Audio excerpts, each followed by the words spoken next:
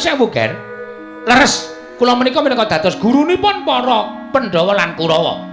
Pandhawa lan Kurawa nalika semanten dipun titipaken ingkang Bapak ing Sukalima kaliyan Kang Rama inggih menika sinuwun Prabu Dastarata supados kula wentah babagan ngelmu jaya kawijayan guna kasantikan bebasan tinatah mendat jinara menter tinumbar bengkung sinuduk putung. Mila mboten aneh menawi paduka paring dawuh Bapak Durna panjenengan ingkang tansah caket kalian para Pandhawa menika leres Ger jer Pandhawa menika siswa kula menika murid utawa kula menika gurunipun para Pandhawa.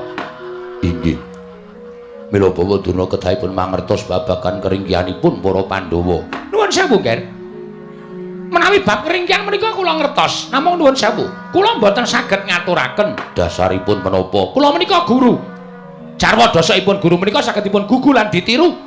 Tarta guru menika dados tiyang sepuhipun siswa menawi mapan wonten ing pamulangan.